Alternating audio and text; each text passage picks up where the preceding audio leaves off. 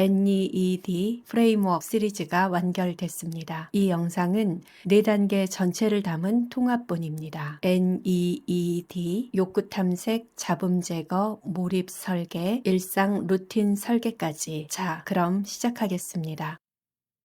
늘 가장 효율적인 길을 찾습니다. 그러니까 더 빠른 방법, 더 나은 결과를 원하죠. 때론 이런 삶이 근사해 보이고 어쩔 땐 저런 삶이 부럽기도 하고, 그래서 이런 길 앞에서도 서성일 때도 있고 저런 길에 올려다 볼 때도 있습니다. 하지만 진짜 중요한 건 나만의 길입니다. 그러니까 돌아 정착하는 건 결국엔 나만의 길, 나다운 삶입니다. 그러니까 내면의 욕구는 그 나만의 길을 비추는 나침판 같은 존재입니다.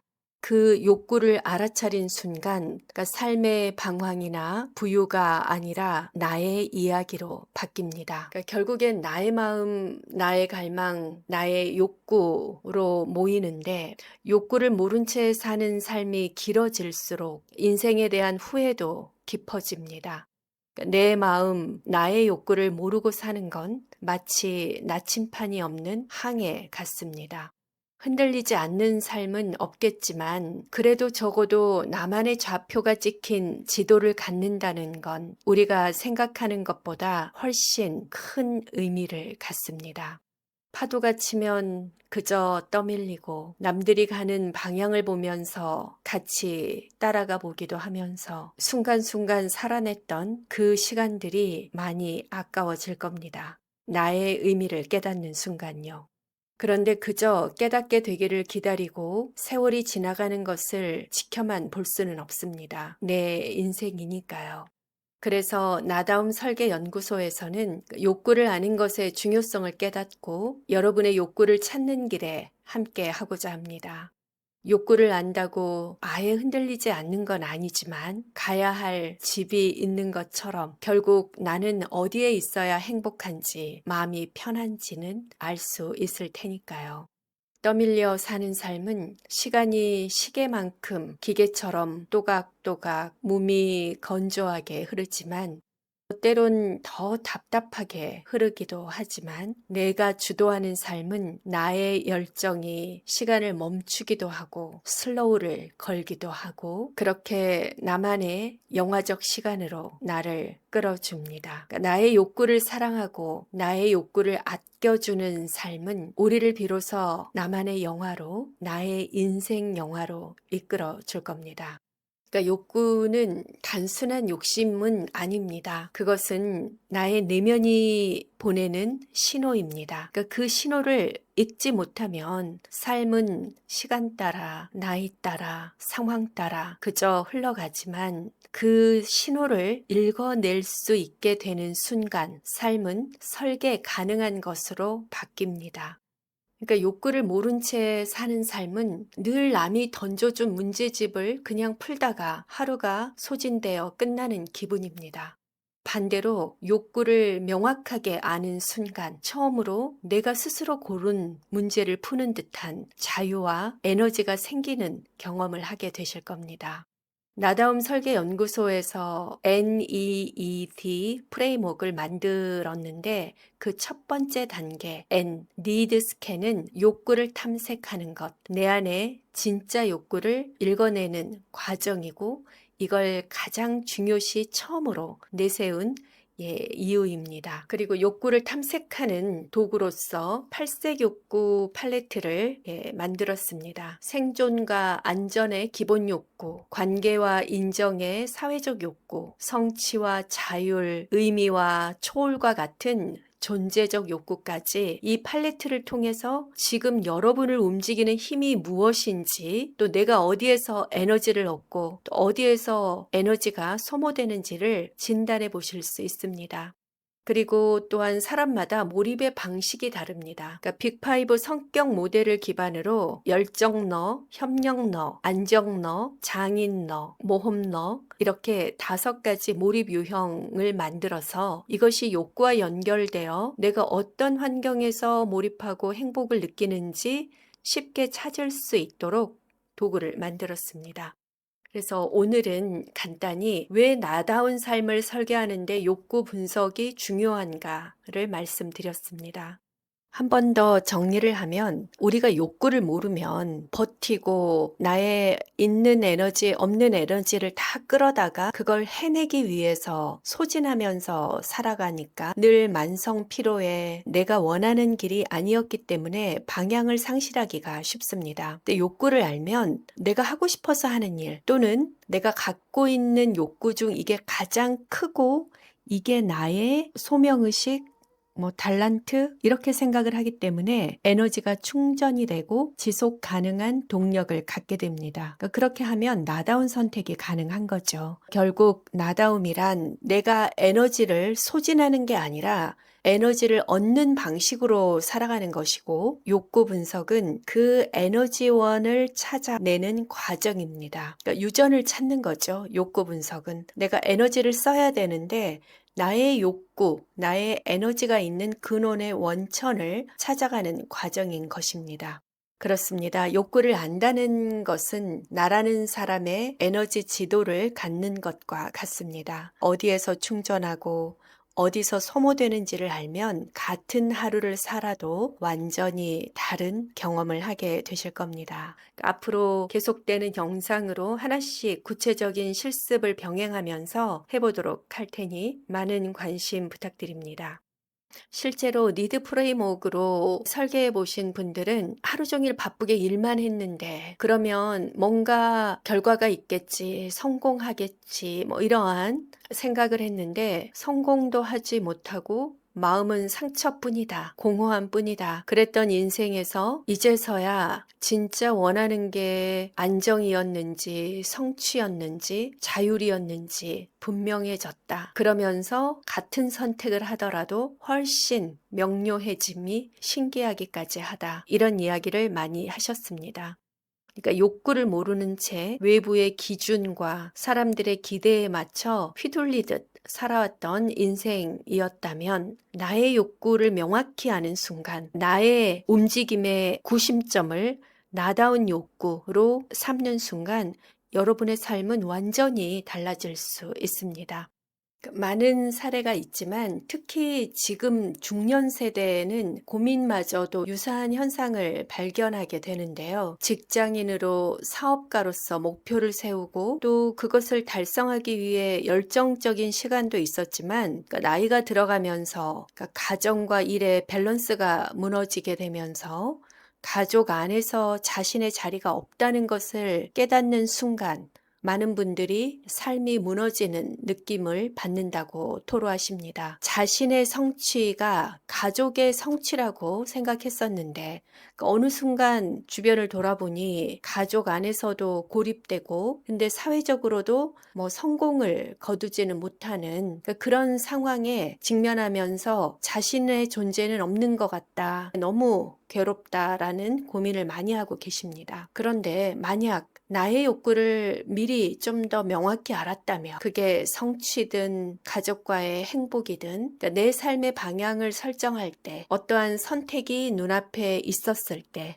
일을 선택할지 가족과의 시간을 선택할지 또 협의점을 어디에 잡을지 또 더 앞으로 가면 어떤 삶의 파트너를 찾을 때 정말 많은 것들이 달라졌을 겁니다. 물론 먹고 살려면 일을 해야 하고 그게 다 가족을 위한 일이고 가정이 소중하지 않는 사람이 어딨어. 난 선택의 여지가 없었어 라고 반발감이 생기기도 하시겠지만 냉정하게 말하면 아닙니다. 정말로 젊은 시절로 돌아가서 나는 이렇게 살아야 행복하다. 나는 이런 욕구를 가지고 있다라고 명확히 아셨다면 여러분 인생에 그동안 주어졌던 많은 선택의 순간에 여러분은 여러분의 행복, 여러분을 행복하게 하는 그 욕구에 맞는 선택을 하셨을 겁니다. 물론 이런 반문도 하실 거예요. 이것도 중요하고 저것도 중요한데 어쩌란 말이지? 일단 먹고는 살아야 하니 그냥 주어진 대로 살았을 뿐이야 라고 답변하실 수도 있습니다. 하지만 진짜를 만나면 여러분의 진짜 욕구를 제대로 만났다면 여러분의 삶은 훨씬 다른 모습이었을 겁니다. 그리고 내 삶의 가치가 명확하면 배우자를 선택할 때, 인생의 동반자를 선택을 할 때도 나와 같은 방향을 보는 사람을 자신감 있게 선택하게 됩니다. 그렇다면 나의 욕구는 어떻게 찾을 수 있을까요?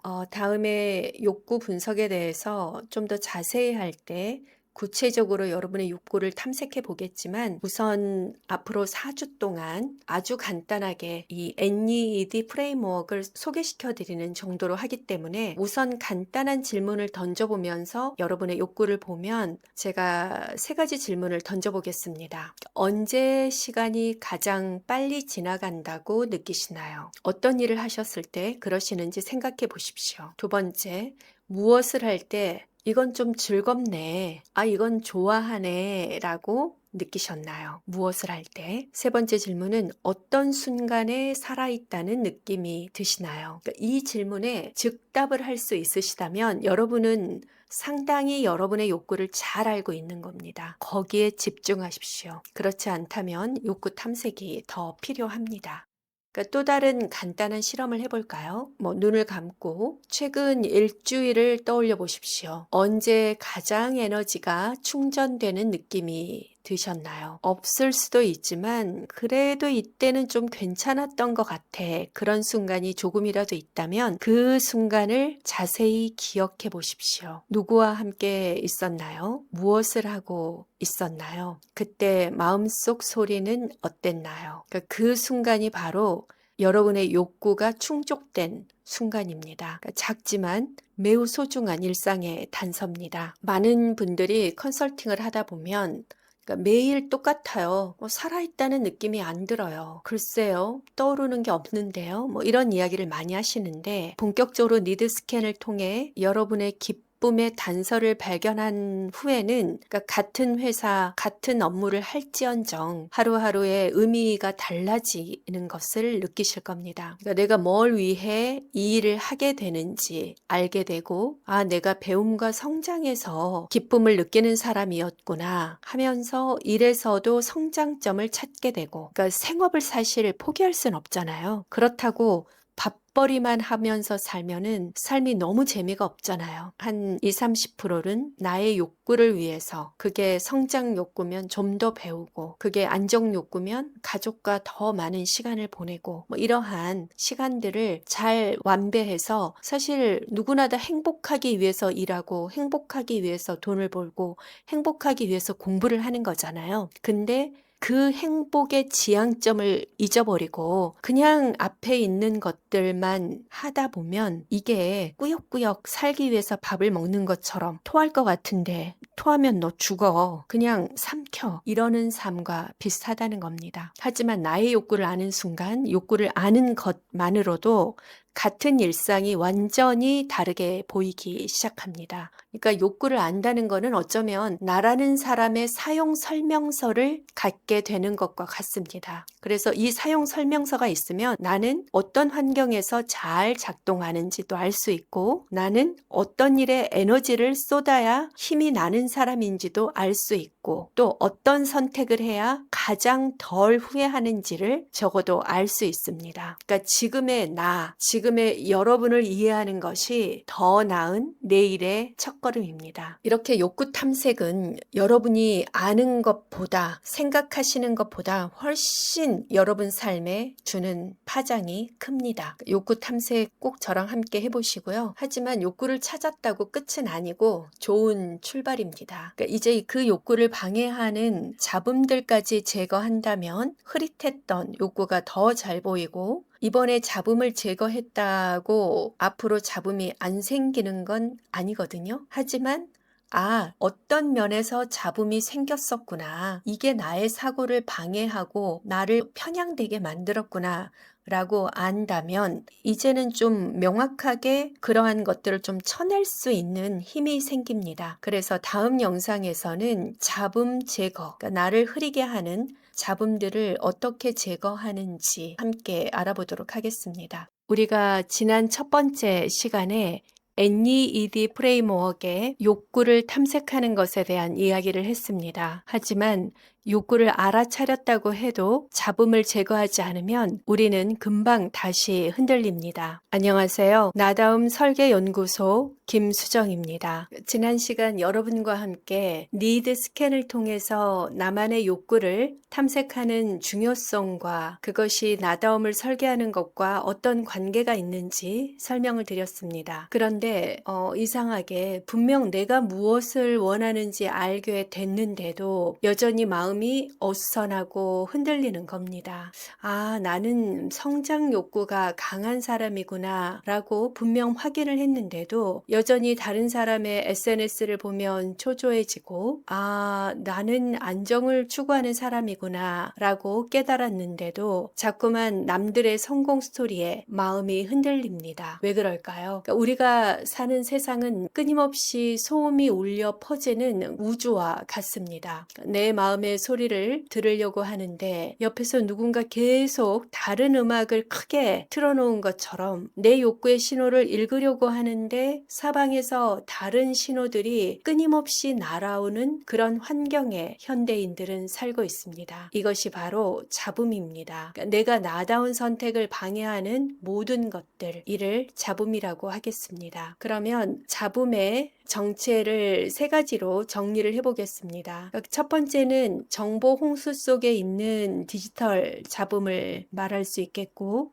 두 번째는 비교와 불안의 목소리, 심리적 잡음이 있고요. 세 번째는 타인의 기대와 시선, 관계적 잡음, 이렇게 세 가지로 구분할 수 있을 겁니다. 먼저 첫 번째 잡음, 디지털 잡음에 대해서 이미 알고 계실 테니 간단히 정리를 해보겠습니다. 그러니까 정말 아침에 눈 뜨자마자 스마트폰 집어들고 잠자기 전까지 누군가의 소식, 어떤 정보, 온갖 메시지에 우리는 둘러싸여 있습니다. 그러니까 마치 나의 뇌가 24시간 라디오를 틀어놓고 여러 주파수를 동시에 받는 것과 같습니다. 그러니까 신호가 너무 많아서 정작 내가 들어야 할 메인 시그널을 듣지 못하는 거죠. 그리고 우리의 뇌는 하루에 35,000번의 결정을 내린다는 그 연구 논문에 대해서도 말씀을 드렸었는데, 그런데 그중 얼마나 많은 결정이 진짜 내 의지로 내린 결정일까요? 그러니까 대부분은 누군가 던져준 정보에 반응하는 조건반사에 가까운 선택들입니다. 여러분은 얼마나 많은 디지털 잡음 홍수 속에 살고 계시나요? 자, 두 번째는 심리적 잡음입니다. 그러니까 이거는 외부에서 오는 게 아니라 우리 마음속에서 만들어지는 소음입니다. 아, 저 친구는 벌써 저런 성과를 냈는데 나는 뭐 하고 있지? 야, 이 나이에 이것밖에 못하나? 다들 잘 사는 것 같은데 왜 나만 뒤처지는 것 같지? 그러니까 이런 목소리들이 끊임없이 나의 뇌리를 어지럽힙니다. 마치 마음속에 수많은 비평가가 살고 있는 것처럼요. 근데 정말 약간 우픈 건 이 비평가는 내 편이 아니라는 겁니다. 늘 나를 다른 사람과 비교하며 내가 부족하다고, 네가 더 노력해야 한다고, 더 빨리 가야 한다고 재촉하고 있습니다. 여러분 안에는 몇 명의 비평가가 있는 것 같습니까? 앞으로 저랑 그 심리적 잡음, 나를 힘들게 하는 그 비평가도 몰아내 보도록 하겠습니다. 세 번째는 관계적 잡음입니다. 나를 사랑하는 가족들의 기대, 친구들의 시선, 동료들의 평가, 그러니까 이런 것들이 보이지 않는 압력이 되어 내 선택을 흔들어 놓습니다. 물론 그분들의 관심과 애정이 내가 살아가는 동기가 되기도 하지만 그 동력을 잘못 활용하면 잡음에 끝나고 나의 에너지를 갉아먹기만 합니다. 그러니까 누구나 다 부모님을 사랑하고 부모님에게 좋은 자녀가 되고 싶잖아요. 그래서 부모님이 원하시는 건 이런 삶이 아닐 텐데 또 다른 사람들이 나를 보고 뭐라고 할까? 이렇게 하면 이상하게 보이지 않을까? 그러니까 이런 생각에 너무 갇혀 있다 보면 결국 내가 원하는 삶이 아니라 남들이 봤을 때 괜찮아 보이는 삶을 살게 됩니다. 마치 내 인생이 연극 무대가 되고 나는 관객의 박수를 받기 위해 정작 내가 하고 싶지 않은 역할을 연기하며 사는 것 같죠. 타인의 관심과 기대는 양날의 검과 같습니다. 그래서 나의 중심 잡기 잡기가 굉장히 중요하고 내가 중심을 잡아야 타인의 관심과 기대가 사랑으로 남게 됩니다. 이런 잡음들 속에서 살다 보면 흔하게들 일어나는 현상입니다. 그러니까 실제로 제가 만난 한 분의 이야기입니다. 아마 여러분의 이야기일 것 같습니다. 그러니까 40대 중반의 직장인이신데 이런 말씀을 하셨습니다. 그러니까 매일 아침에 일어나면 해야 할 일 목록이 머릿속에 가득합니다. 회사 업무, 가족 챙기기, 자기 개발. 그런데 하루가 끝나면 정작 뭘 한지 모르겠다. 바쁘긴 했는데 뭔가 허전하고 열심히 살긴 했는데 보람도 결과도 없다. 뭔가 덫에 걸린 듯한 느낌이죠. 이분은 분명 성실한 분입니다. 게으르거나 무능하지도 않습니다. 하지만 너무 많은 잡음 속에서 정작 자신의 목소리를 잃어버리고 자신의 길을 잃어버린 많은 분들의 이야기입니다. 근데 이걸로 끝나면 니드 프레임워크가 아니죠. NED 프레임워크를 통해서 체계적으로 잡음을 제거해 나가면서 같은 하루를 살아도 완전히 다른 경험을 하게 되셨습니다. 일단 스마트폰 확인하는 시간을 하루에 2번으로 정해두고 또 다른 사람과 비교하는 생각이 들 때마다 또 잡음이 들어오는구나 하고 알아차리고 가족이나 주변의 기대보다는 내가 진짜 중요하게 생각하는 게 뭔지 먼저 생각했습니다. 그리고 가족이나 주변의 사람들의 애정어린 기대나 바람 또 조언은 그건 그냥 사랑 자체로만 관심 자체로만 받아들이고 그 내용 하나하나에 신경을 쓰면 안 됩니다. 내가 한 번도 그분들에게 내가 원하는 삶을 제대로 이야기한 적이 없기 때문에 내가 내 삶을 어떻게 나답게 설계해서 지금 어디쯤 가고 있는지를 말한 적이 없기 때문에 걱정과 우려일 뿐입니다. 그분들을 비판할 필요도 없이 보여드리면 되는 겁니다. 말 한마디에 흔들리는 게 아니라 마음만 취하고 방향은 내가 정하는 겁니다. 그랬더니 같은 일을 해도 훨씬 집중이 잘 되고 같은 시간을 보내도 훨씬 만족스럽다고 에너지가 차오르는 모습에 보람을 느꼈습니다. 잡음을 제거한다는 것을 마치 조용한 곳으로 이사가는 것쯤으로 생각하실 수도 있는데 그게 아닙니다. 그러니까 소음이 있는 세상에서 나를 위한 엑기스나 애정은 취하고 진정한 나에게서 나오는 소리를 선택할 수 있는 능력을 키우는 겁니다. 그렇게 되면 소음이 나를 집어삼키지 않고 소음이 내 삶의 배경음악 또는 변주곡 이런 식으로 들릴 겁니다. 자, 그럼 좀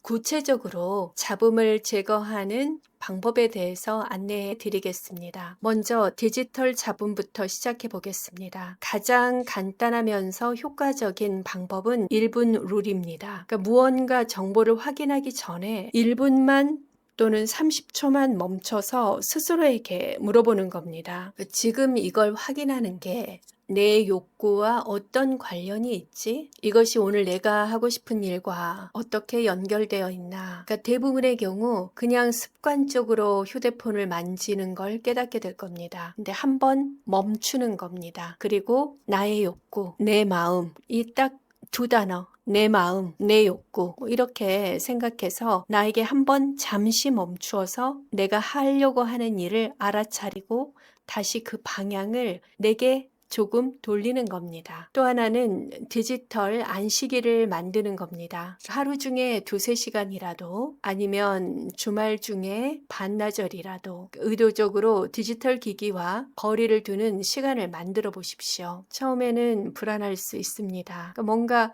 중요한 메시지를 놓치면 어떡하지? 이런 생각 때문에 휴대폰에서 눈을 잘 떼지 못합니다. 하지만 대부분의 정보는 실제로 그렇게 급하지 않습니다. 그건 여러분이 더 잘 아실 겁니다. 다음은 심리적 잡음에 대해서 다뤄보도록 하겠습니다. 그러니까 심리적 잡음은 좀 더 세심한 접근이 필요합니다. 그러니까 비교하는 마음이 들 때 그 마음을 무조건 억누르려고 하지는 마십시오. 오히려 지금 내가 비교하고 있구나 하고 그냥 알아차리기만 하십시오. 그러니까 마치 하늘에 떠가는 구름을 보는 것처럼요. 그러니까 저기 비교 구름이 지나가네 하고 지켜봐 주는 겁니다. 굳이 구름을 없애려고 노력할 필요도 없습니다. 어차피 지나갈 테니까요. 그리고 이런 질문을 해보십시오. 그러니까 내가 지금 비교하고 있는 그 사람은 정말 나와 같은 조건에서 시작한 사람일까? 또 그 사람의 성공 뒤에는 어떤 노력과 시간과 희생이 있었을까? 그러니까 나는 정말 그 사람의 삶 전체를 원하는 걸까? 아니면 그냥 겉보기만 부러워하는 걸까? 이러한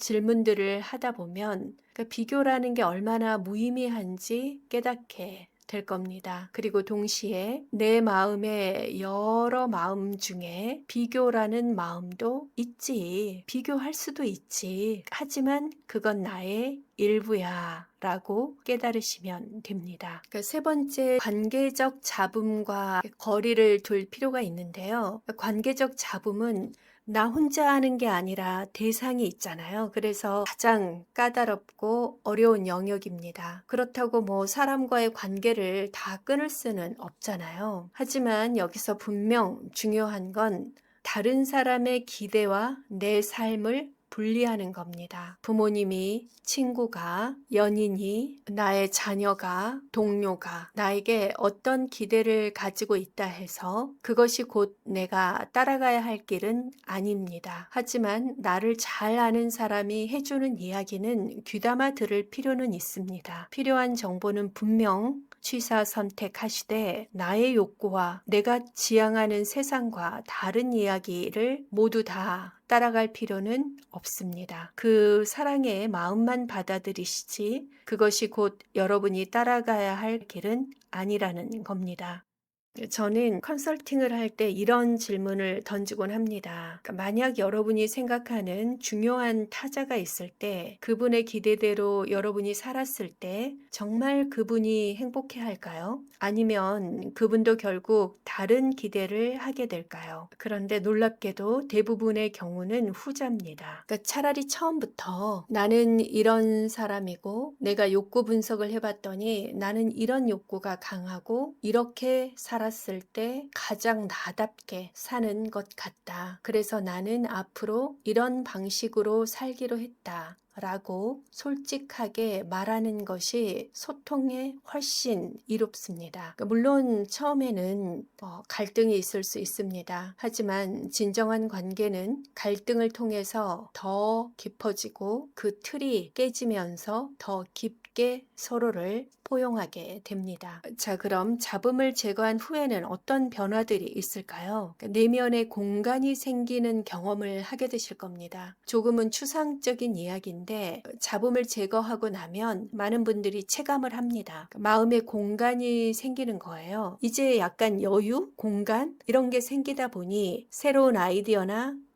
보이지 않았던 것이 보이고 감정이 들어올 틈도 생기는 겁니다. 그러니까 잡음을 정리하고 나면 여백이 생기는 거예요. 저 같은 경우도 1, 2년에 한 번씩 옷장을 정리하면 그러니까 새로운 옷을 걸 이 공간이 생겼을 때 그 행복감이 있거든요. 그러니까 새로운 옷으로 채울 수도 있고 또는 그냥 그 비어있는 것 자체가 이 가능성과 홀가분함 이런 느낌이 굉장히 좋더라고요. 그러니까 여러분의 마음에도 그러한 잡음을 정리하고 나면 여백이 생기는 겁니다. 이 여백 속에서 비로소 진짜 내 목소리가 들리기 시작합니다. 그러니까 잡다한 걸로 쓰레기장 같았던 머리가 꽃밭이었던 내게 여백을 통해서 이제 내 마음도 좀 보이고 나는 정말 이런 걸 하고 싶었구나. 이런 방식으로 살고 싶었구나. 이게 나를 기쁘게 하는 일이구나. 마치 시끄러운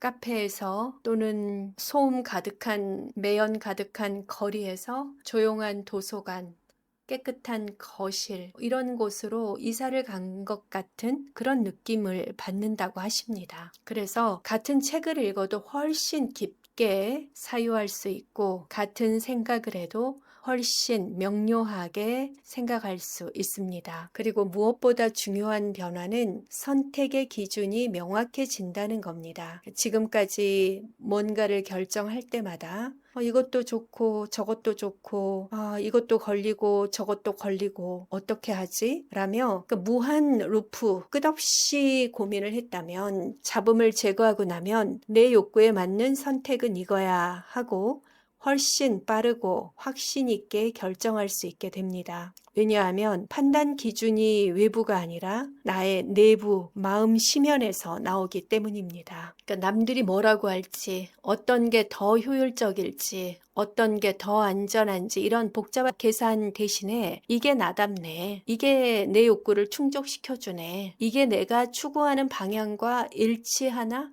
이렇게 단순하고 명확한 기준으로 결정할 수 있게 되는 겁니다. 물론 잡음을 제거한다고 해서 이 세상 모든 소음이 사라지는 건 아닙니다. 그러니까 새로운 정보는 계속 들어오고 비교하고 싶은 마음도 사람이니까 때때로 생길 거고 다른 사람의 기대도 여전히 존재할 겁니다. 하지만 이제 여러분은 그런 잡음들과 어떻게 관계를 맺을지 선택할 수 있는 능력을 갖게 되었습니다. 그러니까 마치 라디오의 볼륨을 조절하는 것처럼 또 채널을 조절하는 것처럼 어떤 소리를 들을지, 어떤 소리는 크게 들을지, 작게 들을지, 아예 꺼버릴지 이 모든 것을 선택을 할 수 있게 되는 겁니다. 왜냐하면 나는 내가 무엇을 원하는지 알고 또 어떻게 살고 싶은지가 명확하니까요. 이게 진짜 자유입니다.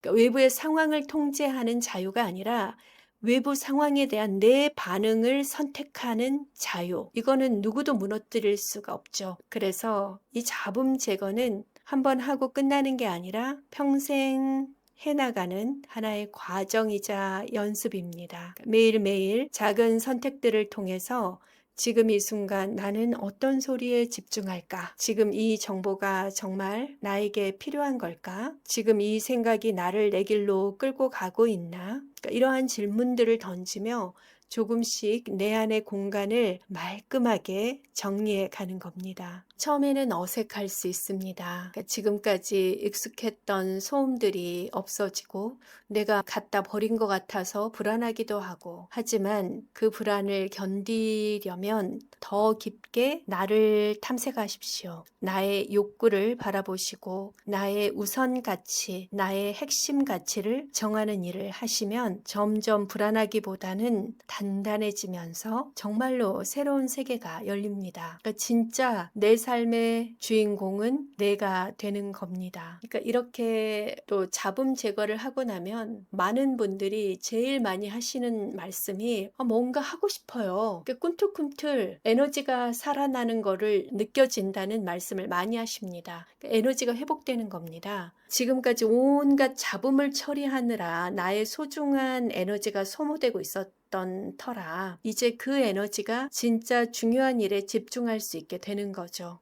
적어도 휴식을 취할 수 있습니다. 그러니까 컴퓨터에서도 불필요한 프로그램 삭제하면 속도를 올릴 수 있는 것처럼요. 그래서 이 회복된 에너지를 어떻게 활용할 것인가가 이 NED 프레임워크의 세 번째 단계인 에너지 플로우입니다. 회복된 에너지를 잘 흐르게 하는 몰입으로 전환하는 방법, 그 방법에 대해서 다음 주에는 설명하겠습니다. 지금의 나를 이해하는 것이 더 나은 내일을 위한 첫걸음입니다. 지금 여러분을 지배하고 있는 핵심 감정이 혹시 막막함, 짜증, 불안 그중 하나의 감정이 느껴지신다면 여러분은 5분 뒤 그 감정이 몰입의 에너지로 바뀌는 경험을 하게 되실 겁니다. 그러니까 오늘은 그 변환의 비밀을 함께 풀어보겠습니다. 안녕하세요. 나다움 설계연구소 김수정입니다. 지난 영상에서 NED 프레임워크의 니드 스캔, 욕구 분석으로 진짜 욕구를 발견했고 Eliminate Noise, 잡음 제거로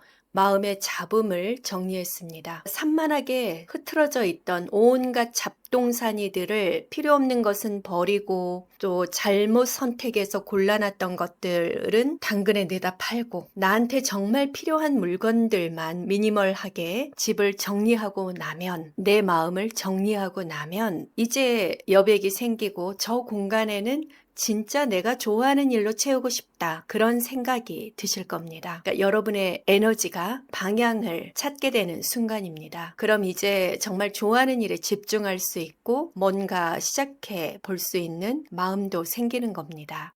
바로 여기서부터가 진짜 시작입니다. 오늘 우리가 할 일은 에너지 플로우, 몰입 리듬 설계인데요. 여백으로 인해서 생긴 그 에너지가 실제 행동으로 이어질 수 있도록 다리를 놓아주는 겁니다. 몰입을 저는 이렇게 정의를 했는데요. 우리 내면의 욕구와 현실 또는 행동이 순환하며 진정한 소통이 이루어질 때 에너지가 폭발적으로 증폭되는 경험을 몰입이라고 하겠습니다. 현실이 너무 팍팍하고 살기 어려우니 내 마음을 돌아볼 여유가 없으셨던 많은 분들, 나의 욕구를 들여다보는 거는 사치라고 생각하셨던 분들에게 여러분의 마음을 봐야지만이 진짜로 몰입하면서 에너지 있게 살 수 있다라는 말씀을 드리고 싶습니다. 여러분의 욕구를 탐색하고 잡음을 제거하면 몰입을 계획적으로 설계할 수 있습니다. 오늘 우리가 다룰 내용을 정리를 하면 첫 번째는 감정 에너지의 방향을 설계하는 법입니다. 두 번째는 5러 유형별, 그러니까 성격 유형별 몰입 패턴을 찾는 법을 배우시고요. 세 번째는 지속 가능한 몰입 시스템을 만드는 법에 대해서 이야기하겠습니다. 첫 번째, 감정 에너지의 방향을 설계하는 이야기를 해보겠습니다. 그러니까 여러분의 몰입을 방해하는 가장 큰 요소는 바로 감정입니다. 화가 나면 사실 화가 나서 아무것도 할 수가 없죠. 그래서 이 감정에 휘둘리다 보면 내 마음 하나 정리하지 못하고 온종일 거기에 에너지를 쏟게 됩니다. 그러니까 감정은 물과 같다라고 생각할 수 있습니다. 그러니까 물 자체는 사실 좋지도 나쁘지도 않고 어쩌면 좋은 점이 훨씬 많지요. 하지만 과잉이 돼서 댐을 무너뜨릴 수도 있고 또 비옥한 토지로 만들어줄 수도 있습니다. 그러니까 물 자체에 대한 어떤 평가보다는 물이 어떤 방향으로 흘러가는가가 중요하죠. 감정도 물과 마찬가지입니다. 그러니까 불안 꼭 나쁜 것만은 아닙니다. 불안도 에너지이고 분노도 에너지이고 심지어 후회도 에너지입니다. 중요한 건 이 에너지가 어느 방향으로 흘러가게 할 것인가입니다. 자, 그럼 구체적으로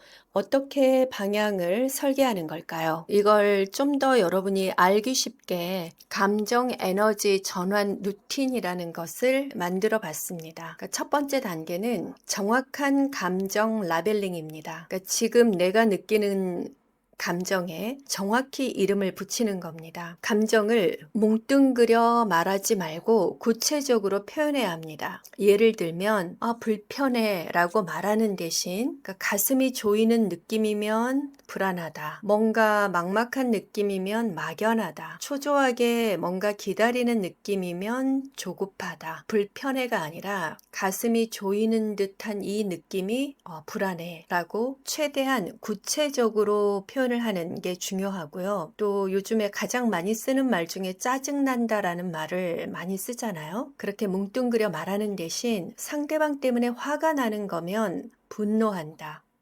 내 자신이 한심해서 그런 거면 자책한다.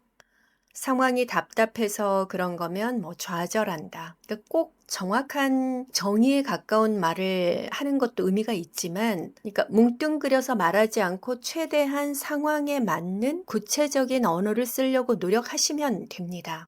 왜 이렇게 구체적으로 말해야 할까요? 그러니까 뇌과학적으로 설명하면 이렇습니다.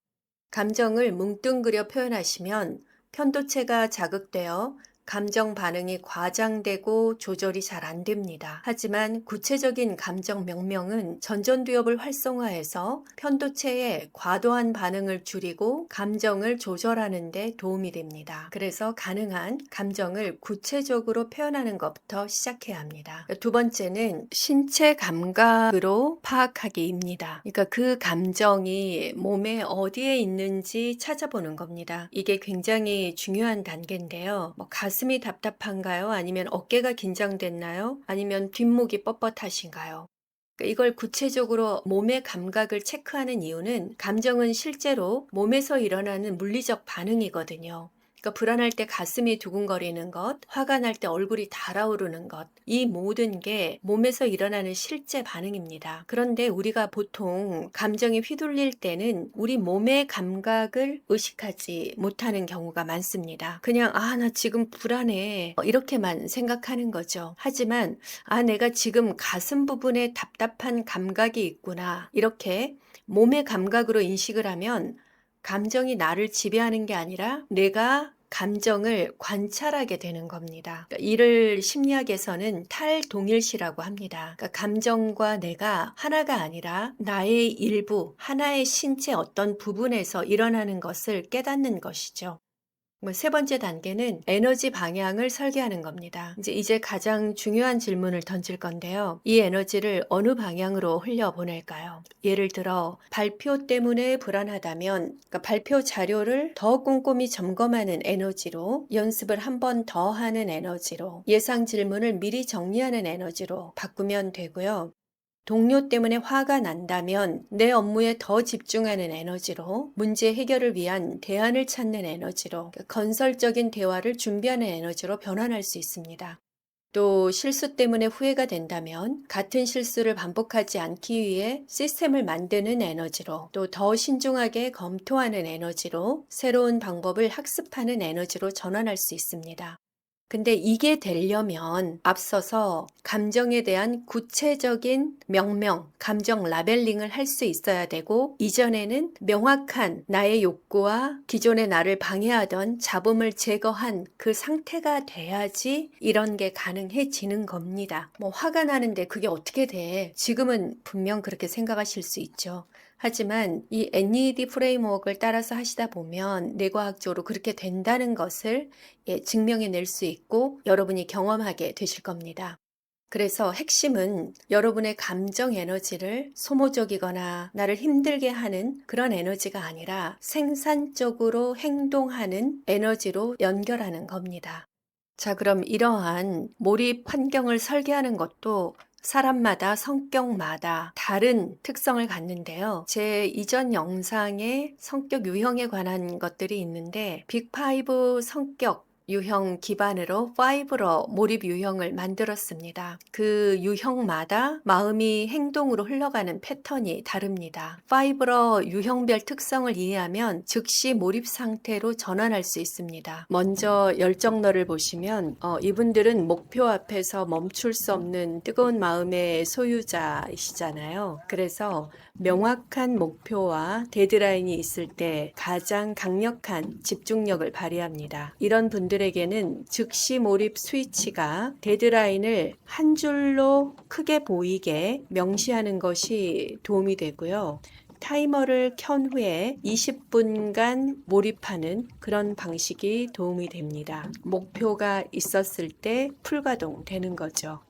두 번째, 함께 할 때 가장 빛나는 사람인 협력러. 이분들은 다른 사람과의 상호작용이 있어야 마음이 쉽게 활성화됩니다. 함께 브레인스토밍을 하고 나서 아이디어를 나눌 수 있는 그런 동료, 친구가 있으면 좋은데요. 즉각 몰입 스위치로서는 바디 더블링을 할 수 있는 한 명을 호출하는 것이 좋고 15분 정도 코워킹을 함으로써 에너지를 받은 뒤에 개인 작업을 하면 훨씬 더 집중력과 에너지가 폭발적으로 증가합니다. 세 번째 유형은 고요하고 물처럼 깊고 꾸준한 안정러인데요. 안정러 같은 경우는 예측 가능한 상황이 되었을 때 안정감을 느끼고 에너지도 잘 흐릅니다. 그렇기 때문에 방해받지 않고 충분한 자기만의 시간이 보장될 수 있는 환경을 세팅하는 게 필요합니다. 같은 공간, 같은 책상, 일정 시간에 디지털 프리 이런 것이 이루어져야지만 하고 싶은 행동으로 자연스럽게 연결되는 특성을 갖습니다.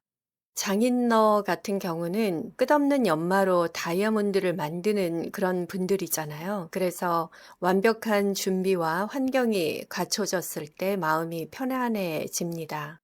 이런 분들은 즉시 스위치가 품질 기준을 여러 개로 두면 일을 시작하지 못합니다. 일단은 한 개만의 품질 기준을 세우고요. 몰입을 하신 후에 80%에서 멈추는 연습을 하십시오.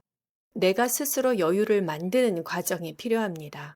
이 장인어들이 몰입을 설계할 때 조심할 것은 도구도 완벽하고 시간 여유도 있어야 마음에서 행동으로 에너지가 섬세하게 잘 흘러간다는 사실을 기억하십시오. 모험러 같은 경우는 미지의 세계를 향해 날아가는 자유로운 영혼이라고 할 수 있겠는데요. 이런 분들은 새로운 자극과 변화가 있을 때 마음이 깨어납니다. 몰입 즉시 스위치는 환경이나 과제를 교체하는 겁니다. 장소를 바꾸거나 방식을 변환하거나 이렇게 해야 지루하지 않고 새로운 어떤 환경에서 오는 스릴과 모험을 느낄 수가 있습니다.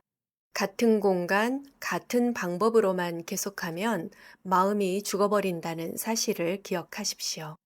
그런데 여기서 흥미로운 일이 일어납니다. 그러니까 마음의 어떤 감정 에너지가 구체적인 행동, 몰입으로 흘러가는 그런 자연스러운 경험을 하게 되면 우리는 아주 특별한 변화를 겪게 됩니다. 아, 나도 할 수 있구나라는 그런 경험 말입니다. 그러니까 이건 단순히 목표를 달성했다거나 성과를 낸 거하고는 다릅니다. 그러니까 내 마음속에서 올라오는 에너지를 내가 의도한 방향으로 흘려보낼 수 있다는 그 통제감을 경험하는 거죠. 그러니까 예를 들어 불안이라는 감정이 올라왔을 때 예전에는 그 불안에 휘둘려 하루 종일 걱정하고 일은 미루고 회피했었다면 이제는 그 불안을 더 꼼꼼히 준비하는 에너지로 바꿀 수 있게 된 겁니다. 이게 바로 진정한 자존감의 시작입니다. 그러니까 자존감이라는 것은 나는 잘나고 훌륭한 사람이야 라는 생각이 아니라 내가 원하면 내 마음의 에너지를 건설적인 방향으로 사용할 수 있는 사람이야. 나는 그런 존재야 라는 어떤 확신이거든요. 성과나 인정이 없어도 다른 사람이 뭐라고 해도 나는 나의 감정과 에너지를 조절하고 방향을 정할 수 있다는 그 믿음, 이게 흔들리지 않는 자존감의 핵심입니다. 이제 그리고 이런 경험이 쌓이면 자연스럽게 다음 질문을 하게 됩니다. 그럼 나는 이 에너지를 어떤 방향으로 계속 흘려보내고 싶을까?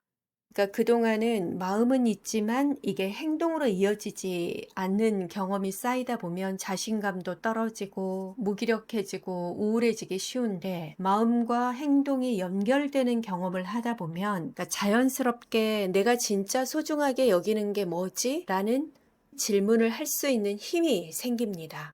그러니까 단순히 오늘 이걸 해야지가 아니라 나는 어떤 방향으로 살고 싶지라는 생각을 하게 되는 거죠. 그러니까 이게 바로 NED 프레임워크의 마지막 단계인 데일리 드라이브, 일상의 루틴으로 넘어가는 자연스러운 흐름입니다. 그러니까 에너지 플로우로 막혀있던 물길을 뚫어주는 작업을 했다면 데일리 드라이브는 그 물길이 어느 방향으로 흘러야 할지 그 방향을 설계하는 거라고 할 수 있습니다. 그러니까 데일리 드라이브는 우리의 우선 가치를 기반으로 일상을 설계하는 겁니다.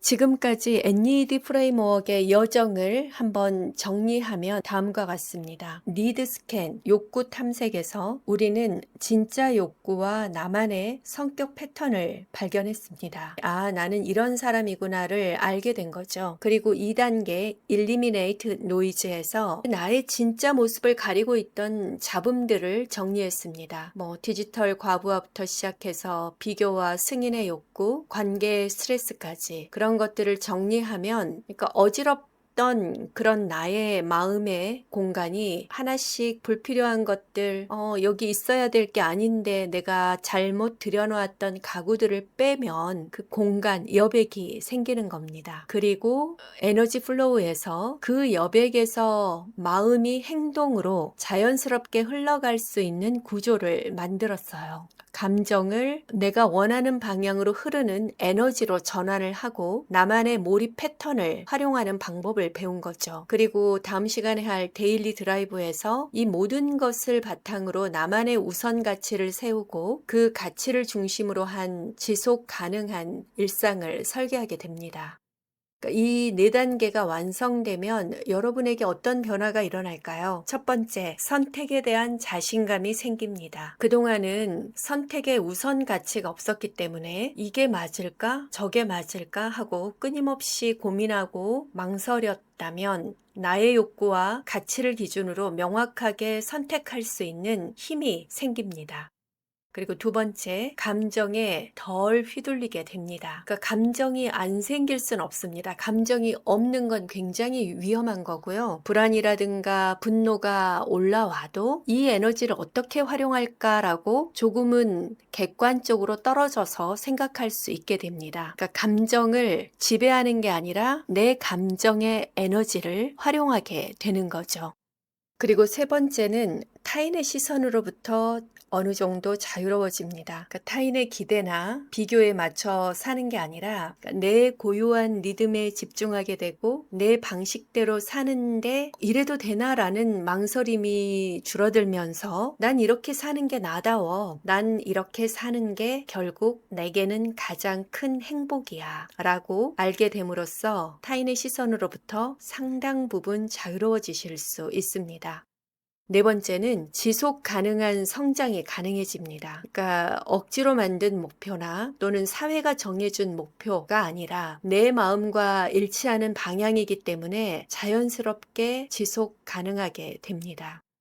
이 모든 과정이 이루어졌을 때 진정한 자존감이 형성이 됩니다. 그러니까 성과나 인정과 상관없이 자존감은 누가 건드릴 수 있는 게 아닙니다. 나의 존재에 대한 감각이기 때문입니다. 나는 내 존재는 이렇게 사는 게 행복하고 이게 나다운 삶이야 라고 자존감을 수립하는 순간 인생을 살아가는 게 굉장히 명료해집니다. 나다움을 설계하고 나답게 살아갈 수 있는 사람이라는 또한 믿음을 바탕으로 말입니다.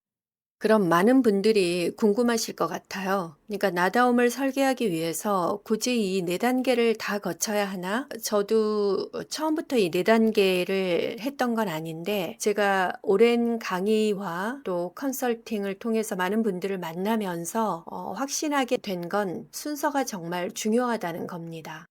그러니까 욕구 탐색 없이 바로 목표를 세우면 남의 욕구를 쫓게 되고 잡음 제거 없이 몰입하려고 하면 잡음에 계속 방해받고 몰입 설계 없이 일상의 루틴을 만들려고 하면 의지력으로만 버티다가는 금세 포기하게 됩니다. 하지만 이 4단계가 순서대로 거쳐가면 그러니까 서로가 서로를 강화하는 선순환의 구조가 만들어집니다. 그리고 나의 욕구가 일상의 삶으로까지 소통이 되는 그 과정, 그러니까 뚫어뻥처럼 이렇게 하고 싶은 욕구가 있는데 내 욕구도 모를 뿐더러 지금 내가 살고 있는 모습은 나라는 사람과 거리가 있게 사시는 분들이 너무 많습니다. 그리고 현대사회는 그러한 생각을 할 수 있는 기회가 주어지는 사회가 아닙니다. 왜냐하면 너무 속도전을 하고 있거든요. 많은 분들이 마음과 삶이 따로 놀아서 에너지가 소진되고 또 우울하고 번아웃이 오고 무기력해지는 그런 경험들을 많이 하게 되십니다. 이 4단계의 순서를 거치면 각 단계에서 얻은 깨달음과 경험이 다음 단계의 바탕이 되도록 설계했습니다. 특히 지금 에너지 플로우 단계는 이 모든 과정의 핵심이라고 할 수 있습니다. 왜냐하면 아무리 나의 욕구를 발견하고 아무리 잡음을 제거해도 그것이 실제 행동으로 연결되지 않으면 변화가 일어날 수는 없거든요. 그러니까 실제 행동으로 연결되는 경험이 있어야만 그러니까 데일리 루틴을 형성할 수 있는 그런 살아있는 루틴이 될 수 있습니다. 오늘 에너지 플로우에 대해 들으시면서 뭔가 마음에 울림이 있으셨나요? 나도 이런 식으로 접근해 보면 달라질 수 있겠구나라는 희망이 보이셨나요? 그렇다면 여러분의 나다움 설계 여정은 이미 시작된 겁니다.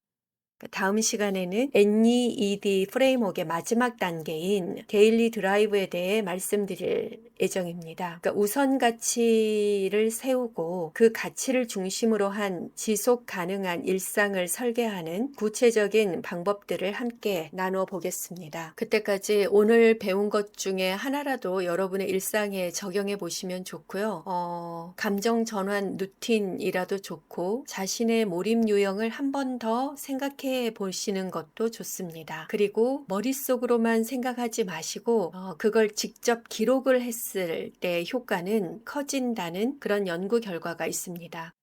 작은 실천이 큰 변화의 시작이라는 것을 꼭 기억하시고 여러분의 마음속 에너지가 자연스럽게 여러분의 삶을 변화시키는데 흘러갈 수 있도록 그 소통의 물꼬를 트는데 저는 항상 노력하겠습니다. 자존감은 자존심과 분명 다른 형태이고 여러분을 행복하게 하는 것은 자존감이라는 사실을 꼭 기억하십시오. 임기응변식으로 대응하다 보면 그 선택에 내가 없을 수 있습니다. 10년 후에 내가 지금을 돌아본다면 어떤 가치를 지키며 살았기를 바랄까요? 오늘 아침에 눈 뜨셔서 가장 먼저 한 행동이 무엇인지 기억나시나요? 스마트폰부터 확인하셨나요? 아니면 오늘 하루 무엇을 할지 생각을 하셨나요? 우리 현대인의 많은 분들이 스마트폰 먼저 열고 무의식적으로 시간을 보내고 있다고 합니다. 그렇다면 이렇게 매일 반복되는 선택 속에서 진짜 우리의 삶을 살기 위한 우선 가치는 어디에 있을까요? 오늘은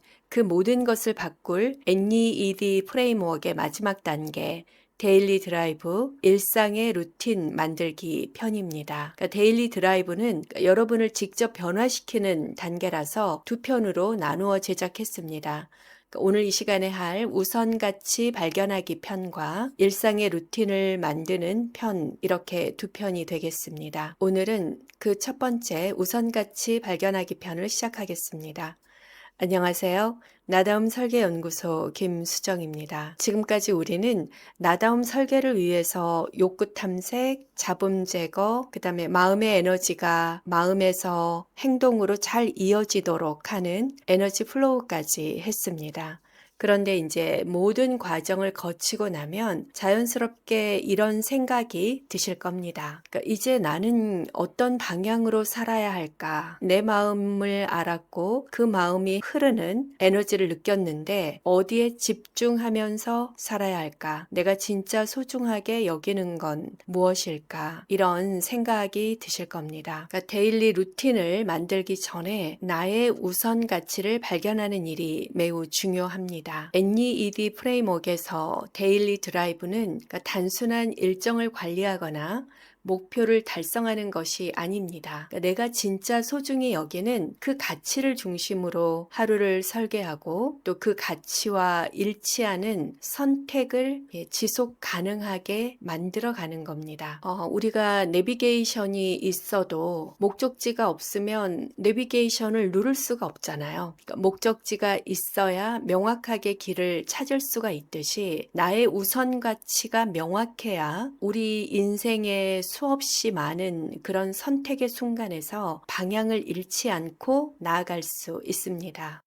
그리고 여기서 중요한 건 데일리 드라이브는 우리가 했던 앞선 3단계가 있어야만 제대로 가능하다는 겁니다. 그러니까 혹시 이 영상이 처음이시라면 영상이 끝난 후 욕구 탐색, 니드 스캔부터 한번 쭉 보시기 바랍니다. 그러니까 우리가 나의 욕구를 알지 못하면 우선 가치를 찾기가 어렵고 잡음에 휘둘리면 가치를 지키기가 어렵고 또 에너지 플로우 없이는 가치를 알아도 실제 행동으로 연결하기가 쉽지 않습니다. 그래서 이 need scan, eliminate noise, 에너지 플로우 이 3단계를 거치고 나면 데일리 드라이브는 사실 자연스럽게 따라옵니다. 그러니까 방향성이 에너지 플로우까지 오면 거의 정해지고 데일리 드라이브에서 확실하게 우선 가치를 선정을 하고 나면 이제 어디로 가야 하는 목적지가 정해졌기 때문에 나의 체력과 나의 환경과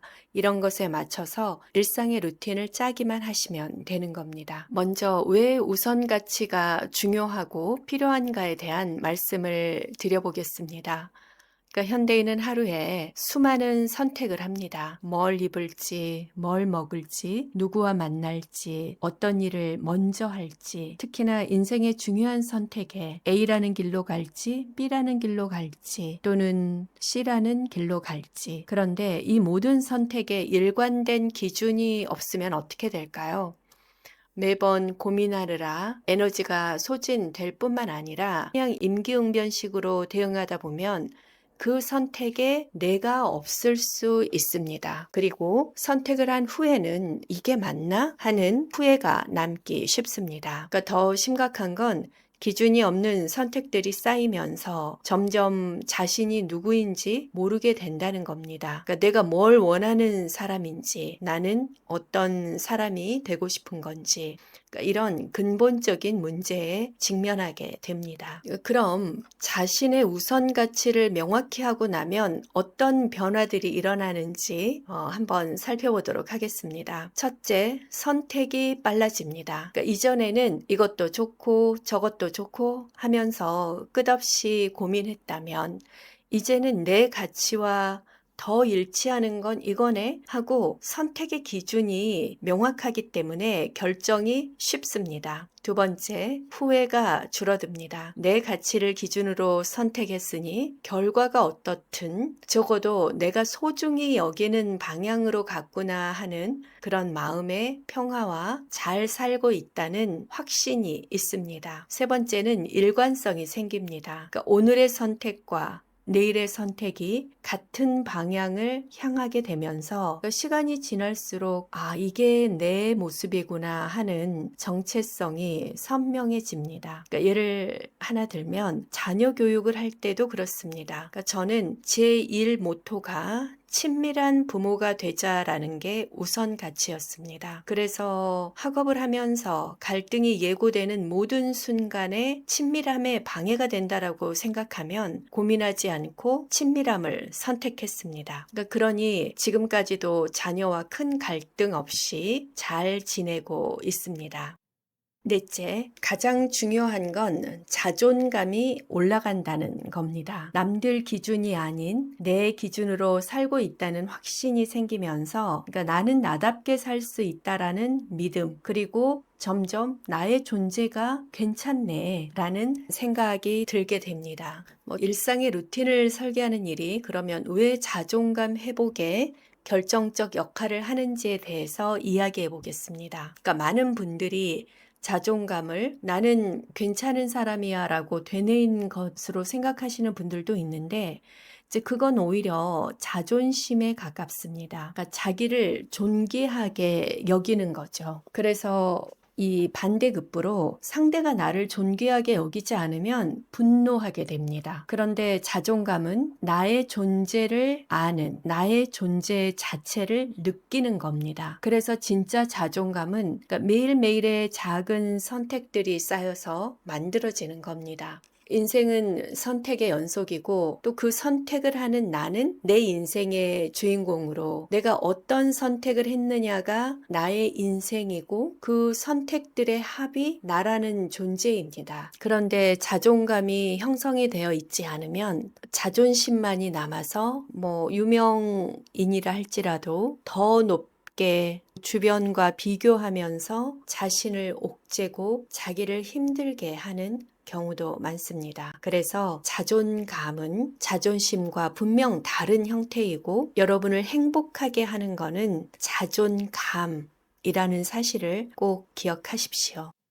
하나의 예를 들어보면 여러분의 우선 가치가 성장이라고 해보십시오. 근데 매일 아침에 일어나서 스마트폰을 보느라 시간을 내고 점심시간에도 무의미한 영상을 보고 저녁에도 넷플릭스만 본다면 나의 가치와 행동이 계속 어긋나면서 나는 말만 성장이라고 하고 실제로는 아무것도 안 하는 사람이라는 자기 비판이 생깁니다. 이게 바로 자신이 지향하는 가치와 행동 불일치에서 오는 자존감 저하입니다. 하지만 나는 나를 돌보고 내가 편하고 막 열심히 무언가 경쟁하는 그런 성향이 아니기 때문에 성인으로서 최소한의 경제 활동을 하면서 즐겁게 그냥 유유자적하게 살고 싶어. 이런 가치관을 갖고 있다라고 생각해 보십시오. 그럼 이런 분들은 대도시에 살면은 어렵습니다. 대도시가 요구하는 기본 생계비가 있잖아요. 그것 자체가 높기 때문에 조금은 한적한 소도시나 시골로 가서 적절하게 일하고 나한테 오롯이 주어주는 그 시간 동안 자연을 즐기고 뭐 핸드폰도 보고 이렇게 지낼 수가 있는 겁니다. 근데 경쟁적인 구조를 갖고 있는 대도시에 살면서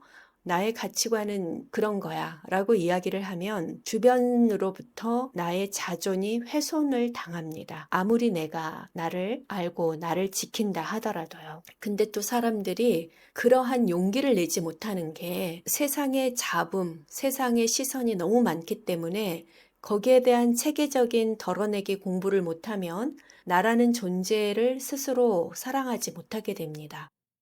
그래서 모든 이 세상 사람들이 성장과 성취를 우선 가치로 삼지 않고 있다는 것을 깨달아야 하고 성장과 성취를 우선 가치로 삼지 않는다면 나에게 맞는 삶의 터전을 설계할 수 있어야 하고 내가 만약 그럼에도 성장과 성취를 우선 가치로 여긴다면 내 삶을 작은 성장들로 채워가면서 나는 이렇게 사는 게 가장 행복하기 때문에 나의 소소한 즐거움을 포기하는 일들을 통해서 진짜 나의 선택을 빛나게 하는 결정이 필요할 수도 있습니다. 근데 문제는 먼저 내가 어떤 가치를 가장 우선시하는가를 찾는 것이 중요합니다.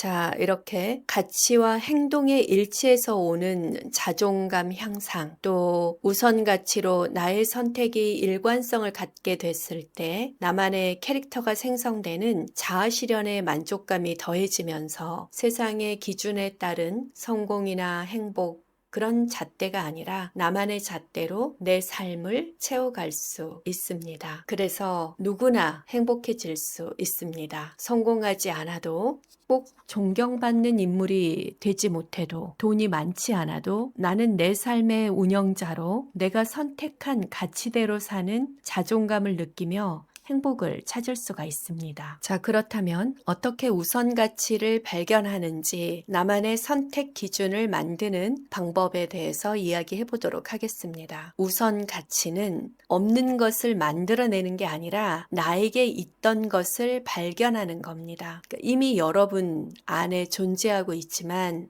일상의 잡음 속에 흐려져 있을 뿐입니다. 그렇다면 어떻게 자신의 우선 가치를 찾을 수 있을까요? 예전 영상 인생의 핵심 가치 찾기 완벽 가이드편을 보시면 좀 더 구체적으로 나와 있습니다. 그 영상을 참조하시고 이 편에서는 간단히 정리해 보겠습니다. 첫 번째가 가장 효과적인 황금기 회상법입니다. 그러니까 여러분 인생에서 가장 충만했던 순간, 나답다라고 느꼈던 그 순간을 떠올려 보십시오. 그 순간에 여러분은 무엇을 하고 있었나요? 누구와 함께였나요? 그때 어떤 감정을 느끼고 있었나요? 그러니까 이 세 가지 회상 질문들을 해보시면 여러분이 어떤 것을 좋아하고 어떤 것에 행복감과 가치를 느끼는지 알 수가 있습니다. 황금기 회상 질문을 살펴보면 다음과 같습니다. 내가 가장 행복했던 순간 세 가지는 언제였나요? 그 순간들의 공통점은 무엇인가요? 세 번째, 그때 나는 어떤 가치를 실현하고 있었나요? 예를 들면 내가 학급에서 다친 친구를 도와주었을 때 그때 친구가 고맙다고 따뜻한 눈빛을 보내고 또 주변 친구들도 너 대단해 라고 그런 어떤 반응을 받았을 때 갑자기 나의 존재가 뭔가 된 듯한 그런 충만한 느낌이 들었다면 여러분의 핵심 가치는 기여, 봉사일 수 있습니다. 또 다른 예를 보면 그러니까 뭔가 늘 새로운 것을 배우고 있을 때 가장 살아있다고 느낀다면 여러분의 핵심 가치는 성장일 수 있습니다. 이렇게 기억 속에 강력하게 남아있던 그 시절의 어떤 장면들을 떠올려 보는 것이 우리가 잊고 있던 나의 가치를 발견하는 굉장히 중요한 단서입니다. 또 다른 강력한 방법은 미래 관점에서 현재를 바라보는 겁니다. 핵심 질문은 10년 후에 내가 지금을 돌아본다면 어떤 가치를 지키며 살았기를 바랄까요? 또 인생의 마지막 순간에 이것만큼은 포기하지 않고 살았구나 하고 무엇보다 뿌듯해할 가치는 무엇인가요? 이 질문들은 일상의 잡음을 넘어서 진정으로 중요한 것이 무엇인지를 명확하게 보여줄 수 있습니다. 10년 후에 지금의 여러분을 돌아본다면 어떤 가치를 지키며 살았기를 바랄까요? 이 질문이 참 중요하고 의미가 있습니다. 그러니까 저 같은 경우 고등학교 때 친구들끼리 누워서 우리 10년 후에 어떤 모습일까 뭐 이런 상상하잖아요. 그래서 나는 한 친구는 커리어 우먼으로 살고 싶어. 또 한 친구는 현모양처가 되고 싶어. 또 한 친구는 첫사랑과 결혼해서 예쁜 사랑을 하고 싶어. 이렇게 이야기를 했었거든요. 지금은 30년이 흘렀는데 놀랍게 다 그렇게 살고 있어요. 그러니까 현모양처가 되고 싶었던 친구는 서울대를 갔는데 졸업반 때 좋은 신랑감을 만나서 결혼해서 가정에 올인하면서 현모양처로 살고 있고 또 커리어 우먼이 되겠다라고 했던 친구는 지금 글로벌 기업에 임원을 하고 있고요. 또 사랑을 선택하겠다고 했던 그 친구는 지금 배우자와 사랑하면서 아직도 알콩달콩 살고 있습니다. 근데 중요한 점은 보통 그러한 것들을 그 당시에 글쎄 어떻게 살지? 성공하면 좋고 좋은 배우자를 만나면 좋고 이렇게 생각을 하면 선택의 기준이 명확하지 않은 사람의 경우에는 매번 상황에 따라 선택을 했을 수가 있죠. 하지만 제 친구들이 좀 개성이 강해서 그런지 다들 서슴지 않고 그때 명확하게 이야기를 했었습니다. 그래서 놀라울 정도로 본인이 말한 대로 살고 있다라는 모습이 참 놀랍죠. 여러분도 꼭 친구들과 또 가족, 자녀와 한번 해보시면 또 내 자신에게 해보시면 좋을 것 같습니다. 그리고 인생의 마지막 순간에 이것만큼은 포기하지 않고 살았구나 하고 뿌듯해할 가치, 이건 굉장히 큰 의미를 갖는 겁니다. 이 또한 이 답을 제대로 할 수 있으려면 삶에 대한 성찰과 고민의 시간들이 필요할 겁니다. 지금 현 시점에서 한번 해보시고 그냥 생각에 끝나지 마시고 어디에 적어 놓는 것이 필요합니다. 또 다른 우선 가치를 찾는 방법으로는 가치 충돌이 있었던 상황을 분석해 보는 방법이 있습니다. 그러니까 선택이 어려웠던 순간들을 떠올려 보고 그때 여러분이 결국 무엇을 선택했는지 보는 겁니다. 그 선택 속에 여러분의 진짜 우선순위가 숨어 있거든요. 실습 방법으로는 최근에 어려운 선택을 해야 했던 그 상황 세 가지를 떠올려 보십시오. 그리고 그 각각의 상황에서 충돌했던 가치들을 파악을 해보시는 겁니다. 그리고 마지막으로 선택한 것이 어떤 가치를 반영했는지 한번 분석해 보십시오. 예를 들어 승진의 기회가 있고 가족과의 시간, 그 사이에서 고민을 했을 때 가족을 선택했다면 가족이라는 가치가 성취보다 우선순위가 높다는 것을 의미할 수가 있습니다. 그러니까 저 같은 경우도 사회적 성공보다는 자녀 교육이 최우선 가치였고 어떤 선택에도 흔들렸던 적은 없었습니다. 하지만 고민의 시간이 없었다면, 저에게 우선 가치라는 명확한 것이 없었다면 가치가 흔들릴 수 있습니다. 그러니까 여러분의 욕구를 면밀하게 탐색하고 여러분의 우선 가치를 찾는 것이 앞으로 남은 긴 인생의 행복을 위해서 너무나 소중하고 중요한 일임을 기억하셨으면 합니다. 지금까지 인생의 황금기를 떠올리는 방법, 미래의 관점에서 현재를 바라보는 방법, 가치 충돌 상황을 분석하는 방법, 이 세 가지 방법에 대해서 말씀을 드렸는데, 한 가지 더 말씀을 드리면 직관적 가치를 감지하는 법이 있습니다. 그러니까 때로는 논리적인 어떤 분석보다 직관이 더 정확할 때가 있습니다. 조용한 곳에서 5분간 명상을 하시면서 내가 진짜 소중하게 여기는 것은 무엇인가, 이렇게 질문을 던져보는 겁니다. 그리고 그때 직관적으로 떠오르는 단어나 이미지가 있으면 그대로 수용하는 것도 하나의 방법입니다. 이렇게 떠오르는 직관적인 것은 사실 더 신뢰를 해볼 만한 것입니다. 논리는 학습될 수 있지만 직관은 더 본질에 가까울 때가 많기 때문입니다. 근데 지금 이 영상 하나만 보시고 바로 하시면 안 되고요. 다른 영상에서 욕구 탐색, 잡음 제거, 몰입 경험을 하시고 나서 그 후에 여러분의 일상의 루틴을 수립하는 단계에서 하셔야지 제대로 된 우선 가치를 발견할 수 있다는 것도 꼭 기억하십시오. 그리고 우선 가치에도 성격 유형별로 다른 패턴을 보이는데요. 정확하게 매칭이 되는 건 아니지만 조금 참고 차원에서 성격 유형별 우선 가치 패턴을 살펴보도록 하겠습니다.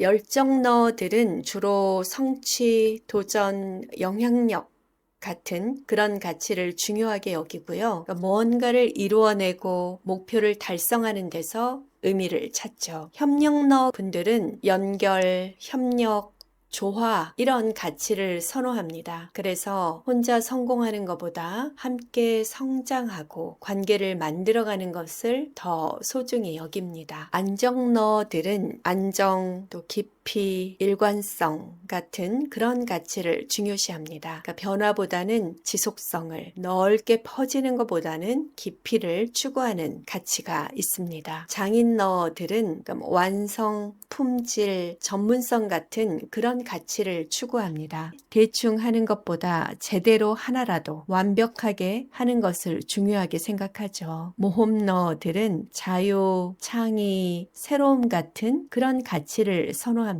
틀에 박힌 것보다 자유롭고 창의적인 것을 추구하죠. 물론 이건 경향일 뿐이고 여러분만의 각자 독특한 조합이 있을 겁니다. 중요한 건 여러분만의 고유한 우선 가치를 명확히 하는 것이 여러분의 삶을 단단하고 명료하게 만들어 줄 겁니다. 오늘은 데일리 드라이브의 첫 번째 단계인 우선 가치 발견에 대해서 말씀드렸습니다. 그러니까 우선 가치를 찾는 다양한 방법들과 5러 성격 유형별 패턴까지 살펴봤습니다. 우선 가치를 찾는 것은 시작입니다. 정말 중요한 건 이 가치를 일상에서 어떻게 실천하고 지속하게 하느냐인데요. 다음 편에서는 이렇게 발견한 우선 가치를 바탕으로 우선 가치 선언문을 작성할 겁니다. 그러니까 내 가치를 한 문장으로 명확하게 정의하는 거고요. 2단계에서는 복잡한 선택의 상황에서 가치를 기반으로 빠르게 결정하는 시스템, 선택 매트릭스를 만들어 볼 겁니다. 그리고 세 번째로 일상의 루틴을 설계해서 일상 속에서 나의 우선 가치와 일치하는 작은 실천들을 루틴화하는 방법에 대해서 이야기해 보겠습니다. 이 세 단계를 통해 여러분의 우선 가치가 단순한 머릿속 개념에서 끝나는 게 아니라 실제로 여러분 삶을 변화시키는 강력한 도구가 될 수 있도록 안내해 드리겠습니다. 기억하십시오. 우선 가치를 찾는다는 건 새로운 나를 만드는 게 아니라 이미 여러분 안에 있던 진짜 모습을 발견하는 일입니다. 오늘 배운 방법 중 하나라도 여러분의 우선 가치를 확인하는데 시도해 보시고 다음 편에서는 그 가치를 어떻게 실천할 수 있을지 함께 알아보겠습니다. 더 이상 뭘 해야 할지 모르겠어 라고 헤매는 일은 없을 겁니다. 모호한 가치는 모호한 선택을 만들기 때문에 우선 가치를 선정하는 것이 무엇보다 중요합니다. 우선 가치는 나침판이고 선택 매트리스는 지도이고 일상의 루틴은 실제로 걸어가는 발걸음입니다. 지난 영상에서 우선 가치를 발견하셨나요? 이제 그 가치를 머릿속 개념에서 끝내지 않고 실제 여러분의 삶을 변화시키는 강력한 도구로 만들어야 합니다. 오늘은 3가지 핵심 단계를 통해서 우선가치 실행 시스템을 완성해 보겠습니다. 첫째, 우선가치 선언문 작성하기. 둘째, 선택 매트릭스 시스템 만들기. 셋째, 일상의 루틴 설계하기입니다. 이 3단계를 마치면 여러분은 더 이상 뭘 해야 할지 모르겠어 라고 헤매는 일은 없을 겁니다. 안녕하세요. 나다움 설계연구소 김수정입니다. 지난 시간에 여러분이 발견한 우선 가치를 명확한 한 문장으로 정의하는 것부터 시작하겠습니다. 모호한 가치는 모호한 선택을 만들기 때문에 우선 가치를 선정하는 것이 무엇보다 중요합니다. 예를 들어서 가족이 중요해라고 생각하는 것과 나는 가족과의 깊은 유대감을 위해서 매일의 삶을 설계한다 라고 선언하는 것은 전혀 다른 행동력을 가져옵니다. 그래서 효과적인 선언문을 만드는 게 중요한데요. 우선가치 선언문은 이런 공식을 따릅니다. 나는 그 핵심 가치, 우선 가치를 위해서 어떤 영역에서 어떠한 행동을 선택한다. 이렇게 하시는 겁니다. 예를 들면 예전 다른 영상에서 자녀 교육에 있어서 저의 우선 가치는 친밀함을 유지한다라고 말씀을 드렸잖아요. 그러면 이 선언문은 이렇게 만드는 겁니다. 핵심 가치가 자녀와 친밀함이죠. 그리고 구체적인 영역, 어떠한 상황에서도 또 행동의 방향, 친밀함을 우선 가치로 삼는다. 정리하면 나는 자녀와의 친밀함을 위해서 어떠한 상황에서도 친밀함을 우선 가치로 삼는다. 또는 친밀함을 선택한다. 이렇게 하시면 됩니다. 몇 가지 예시를 좀 더 보여드리면 성장이 우선 가치인 경우 나는 지속적인 성장을 위해 항상 새로운 것을 배우고 실천하는 선택을 한다. 또 가족이 우선 가치인 경우 나는 가족과의 깊은 연결을 위해서 함께하는 시간의 질을 높이는 선택을 한다. 또 건강이 우선 가치인 경우 나는 건강한 삶을 위해 항상 몸과 마음을 돌보는 선택을 한다. 이렇게 핵심 가치를 실천 가능한 형태로 선언하는 이 선언문을 작성하시는 겁니다. 그럼 잠시 영상을 멈추고 여러분만의 선언문을 작성해 보십시오. 핵심은 구체적이면서도 감정적으로 와닿는 표현을 사용하시는 겁니다. 해야 한다가 아니라 선택한다 또는 우선 가치로 삼는다. 이 두 표현 중에 하나를 쓰시는 것을 추천드립니다. 이 두 문장의 특징은 내 의지가 중심이 되는 주체적인 의지를 강조하는 겁니다. 우선 가치를 기준으로 어떠한 선택을 하겠다라고 나의 의지를 강조하는 겁니다. 아직 작성하지 못하신 분들은 메모해 두시고 꼭 끝나고라도 해보시면 좋을 것 같습니다. 자, 그럼 우선 가치 선언문을 작성하시면 두 번째 단계로 넘어가겠습니다. 보통의 대부분은 그냥 우선 가치를 선택하면 됩니다. 일상에서 맞이하는 선택의 순간 우선 가치를 기준으로 선택을 하면 상당 부분 말끔하게 선택할 수 있습니다. 하지만 밸런스를 고려해야 하는 상황들이 있습니다. 예를 들면 직업 안정성이 결국은 가족의 안정성을 높이는 일이 되잖아요. 그래서 우선 가치가 가족의 안정성이라 할지라도 직업 안정성이 있어야 가족의 안정성을 도모할 수 있는 그런 상황. 그러니까 같은 우선가치 범주 안에서 갈등하는 그런 복잡한 상황에서는 다음과 같은 선택 매트릭스를 적용해 보시는 게 도움이 됩니다. 네 가지 기준을 드릴 텐데요. 가치 부합성, 지속 가능성, 에너지 균형성, 미래의 영향성. 이 네 가지 기준은 심리학, 뇌과학, 행동 경제학에서 반복적으로 강조되는 선택의 핵심 요소를 토대로 만든 겁니다. 먼저 가치 부합성을 보면 이 선택은 내가 선언한 우선 가치와 얼마나 맞닿아 있는가를 보는 겁니다.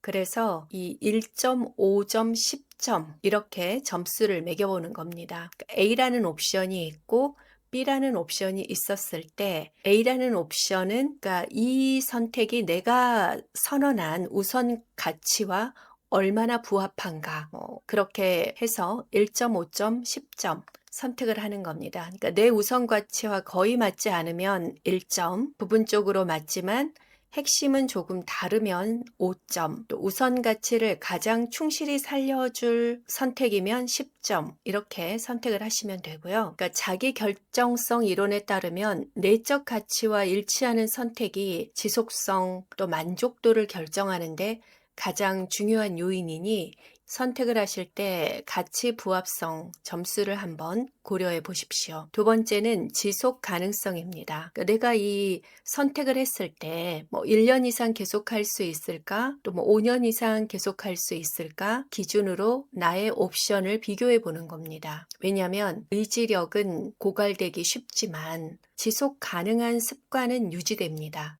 한두 번은 단기적으로 가능하지만 곧 지치거나 지속 가능하기 어렵다라고 생각하면 1점, 또 일정 기간은 가능하나 꾸준히 이어나가긴 힘들다.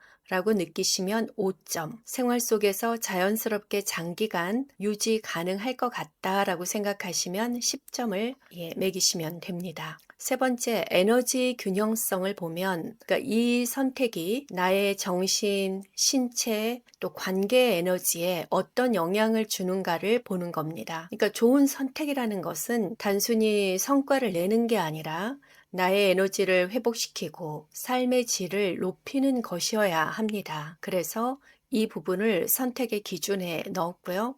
내 에너지를 고갈시키고 다른 영역까지 부정적 영향을 미친다라는 생각이 드시면 1점, 또 장단점이 섞여 있어서 에너지 균형도를 결정하기에 애매하다 그러면 5점. 이 선택이 나를 회복시키고 다른 영역에도 긍정적 효과를 준다라고 느끼시면 10점을 주시면 됩니다. 네 번째, 선택 매트릭스의 기준으로 미래 영향성이 있습니다. 그러니까 5년 뒤 돌아봤을 때 이 선택이 얼마나 영향력이 있고 의미가 있을까를 보는 겁니다. 그러니까 우리는 단기적 편익을 과대평가하고 장기적 의미를 과소평가하거나 고려하지 못하는 경향이 있습니다. 하지만 후회 없는 선택을 위해서는 장기적 관점을 무시해서는 안 되겠죠. 그래서 이 기준을 넣었습니다. 여러분이 생각하셨을 때 3년이나 5년 뒤엔 별 의미 없을 가능성이 크다라고 느끼시면 1점, 장기적 효과가 제한적이나 어느 정도 의미는 있다라고 느끼시면 5점, 그리고 미래에도 이건 힘들어도 그때 그 선택이 잘한 거야 라고 어느 정도 확신이 드시면 10점, 이렇게 점수를 매겨보시는 겁니다. 자, 그럼 실제 사례를 보면서 선택 매트릭스를 어떻게 적용하는지 알아보겠습니다. 그러니까 가족 안정성이 우선 가치일 때를 예로 들어보겠습니다. 가족의 안정이 우선 가치인데 더 나은 조건의 이직 기회가 주어졌습니다. 그래서 이직을 할 것인가 라는 것이 A의 옵션이고 B라는 옵션은 현재 직장 안정성을 유지할 것인가, 이 A라는 옵션과 B라는 옵션 사이에서 고민하는 상황입니다. 이분의 우선 가치는 가족의 안정입니다. 옵션 A, 이직을 할 경우에 선택 매트릭스 점수를 한번 매겨보겠습니다. 그러니까 가치 부합성, 장기적으로 가족의 재정이라든가 복지가 향상될 것이다. 그래서 이 선택은 가족의 안정에도 도움이 된다라고 생각을 해서 10점을 주셨습니다. 그다음에 지속 가능성은, 그러니까 이 선택을 1년 이상 지속할 수 있나? 라고 했을 때 새로운 환경에 적응해야 되기 때문에 사실 불확실성이 어느 정도 존재하잖아요. 그래서 지속 가능성은 5점, 또 에너지 균형성 측면에서는 이 선택이 나의 정신, 신체, 관계 에너지를 어떻게 바꾸는가라고 봤을 때 초반 스트레스는 크지만 성공 시 개선의 여지가 크겠죠. 그래서 이것도 확실한 부분이 없기 때문에 5점. 미래 영향성 측면을 보면 5년 뒤 돌아봤을 때 이 선택은 얼마나 의미가 있을까? 이거는 가족 기회의 확장 가능성을 크게 보시고 10점을 매기셨습니다. 그래서 가치 부합성 10점, 지속 가능성 5점, 에너지 균형성 5점, 미래 영향성 10점, 총점이 30점이고요. 옵션 B는 현 직장을 유지하는 선택이잖아요. 가치 부합성은 즉각적인 안정성으로 가족의 안전이 보장된다는 측면에서 10점을, 그리고 지속 가능성은 이미 루틴화되어 있는 삶의 패턴이 익숙하고 또 예측 가능하기 때문에 10점을 주셨습니다. 에너지 균형성 측면은 편안하지만 정체감으로 에너지 고갈의 위험을 느끼셔서 5점을 주셨고요. 미래 영향성은, 그러니까 변화가 없어서 장기적 성장 제한이라는 측면에서 5점을 주셨습니다. 현 직장을 유지하는 선택 매트릭스 점수를 봤더니 똑같이 30점이 나왔는데요. 가치 부합성 10점, 지속 가능성 10점, 에너지 균형성과 미래 영향성은 5점. 그래서 이게 동점일 때는 또 어떻게 선택을 하시는가? 일반적인 갈등의 상황은 우선 가치를 선택하시면 된다라고 했잖아요. 근데 동일한 우선 가치 안에서 선택해야 할 때 선택 매트릭스를 활용해서 더 높은 점수를 선택하는 방법에 대해서 안내해 드렸습니다. 그런데 또 선택 매트릭스를 해도 동일한 점수가 나왔을 경우는 추가 질문이 필요합니다. 자, 그럼 우리 가족에게 지금 더 시급한 안정은 무엇인가? 상황에 따라 굉장히 달라지겠죠. 그러니까 뭐 아이가 한참 부모의 손이 많이 가는 어린 나이라면 현재의 돌봄이라든가 정서적 안정이 더 중요하겠잖아요.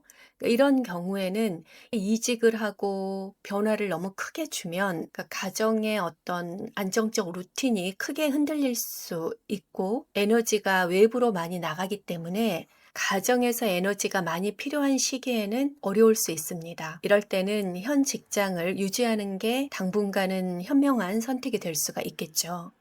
하지만 재정적인 기회라든가 미래의 기회가 더 중요하고 급한 상황이라면 이직을 준비해서 한번 업그레이드하는 그런 과정이 필요합니다. 그러니까 이처럼 같은 가치라도 상황에 따라서 완전히 다른 선택이 나다운 선택이 될 수 있다는 점도 열린 마음으로 보시면 좋을 것 같습니다. 그래서 우선 가치를 중심으로 깔끔하게 내 우선 가치를 무게감 있게 밀고 나가는 선택.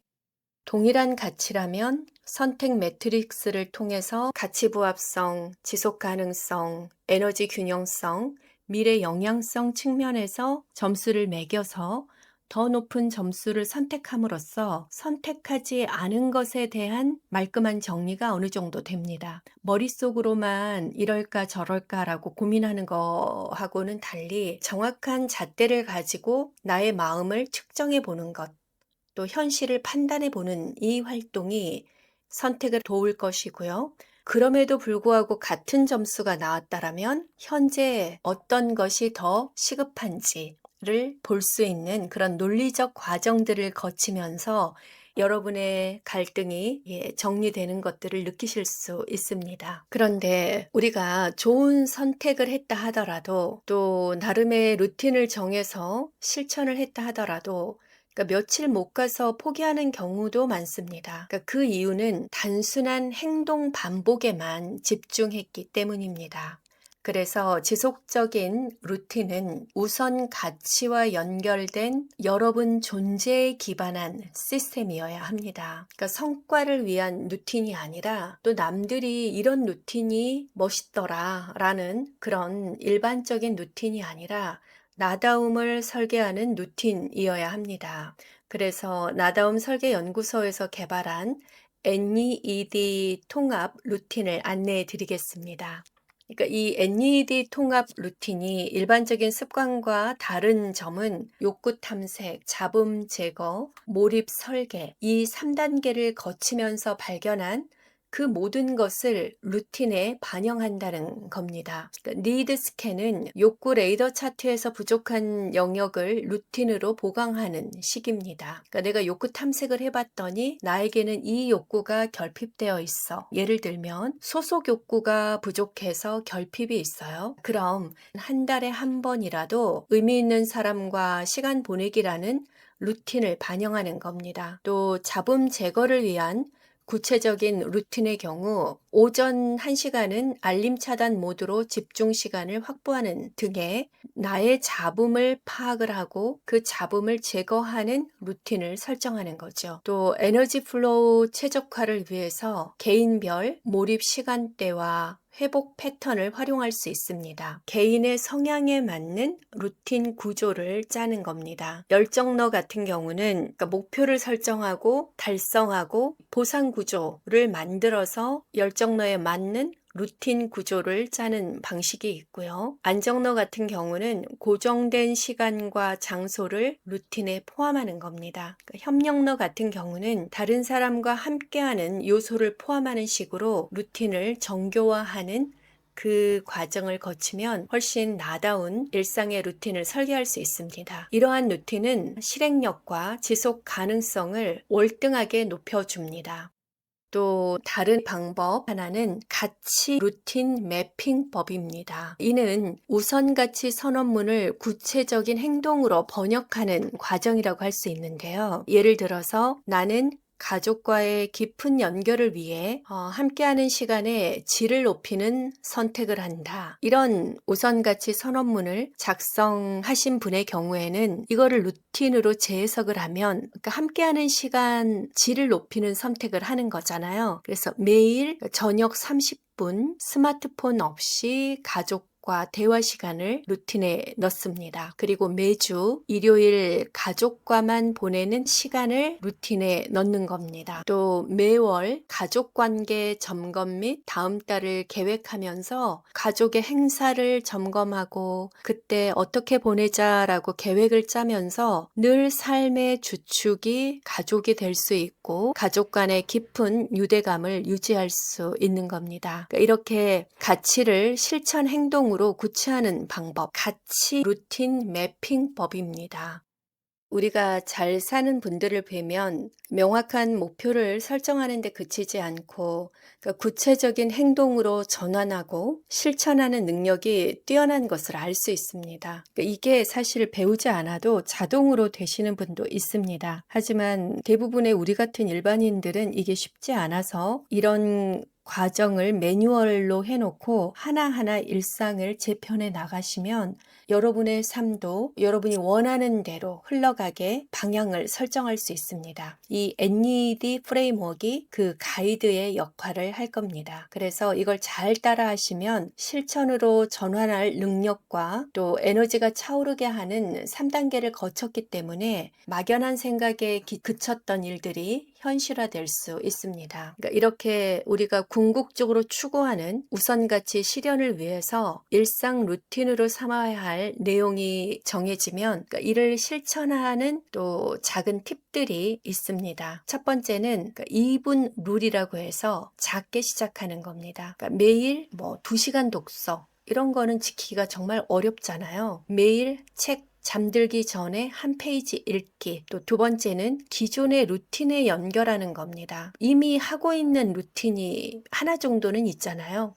아침에 일어나 커피를 내리는 루틴이 있다. 그러면 아침 커피 내린 후 커피 마실 때 오늘의 우선순위 3가지 정하기, 뭐 이런 식으로 기존의 루틴에 내가 우선 가치를 실현할 루틴을 더하는 겁니다. 작게 시작하기, 기존 루틴에 연결하기. 3번째는 환경 설계하기입니다. 그러니까 좋은 행동은 쉽게, 또 방해 행동은 그걸 하기 어렵게 환경을 세팅하는 겁니다. 내가 매일 아침에 러닝을 하기로 계획을 세웠다. 그러면 눈 뜨면 방문에 러닝복이 걸려 있는 겁니다. 그리고 내가 밤에 스마트폰의 유혹에서 벗어나기 힘들다. 그러면 거실에다가 충전을 하고 그냥 들어간다던가.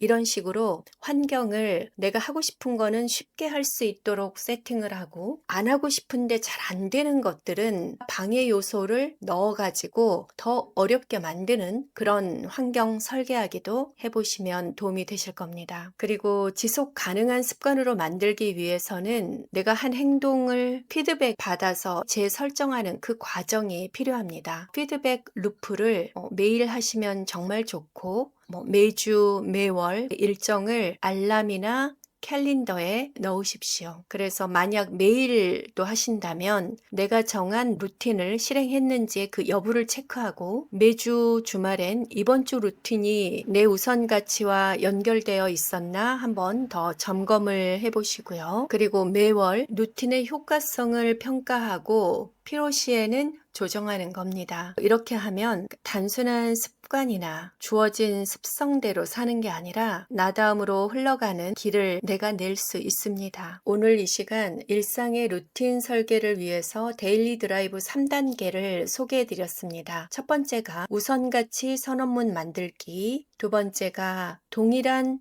우선가치 안에서 갈등할 경우 선택 매트릭스를 활용해서 선택하기, 그리고 3번째, 루틴을 설계하기. 이 과정을 적용한 사례를 보시면 좀 더 이해가 되실 겁니다. 그러니까 직장인 A씨의 성장 중심 생활 설계 사례인데요. 1차적으로 우선가치 선언문을 만들었습니다. 이분은 욕구 탐색과 잡음 제거, 에너지 플로우 활동을 통해서 본인의 우선가치가 성장이라는 키워드를 얻으셨고, 우선가치 선언문을 이렇게 작성하셨습니다. 나는 지속적인 성장을 위해 매일 새로운 지식을 습득하고 실천하는 선택을 한다. 이렇게 우선가치 선언문을 작성하셨고요. 그러면 2단계는 선택 매트릭스를 활용하는 거잖아요. 그러니까 옵션 이분은 3가지였어요. 그러니까 퇴근 후에 사실 의지와 다르게 넷플릭스를 시청하고 계셨고, 이제 본인이 희망하는 거는 온라인 강의를 수강할까 또는 독서를 할까 갈등하고 계셔서 이 3가지를 선택 매트릭스 점수로 계산을 해봤더니 넷플릭스 시청은 18점, 온라인 강의 수강은 31점, 독서는 29점 이렇게 나왔습니다. 그래서 최종적으로 온라인 강의를 선택해서 매일 30분에서 1시간 정도 온라인 강의를 듣고 계십니다. 근데 사실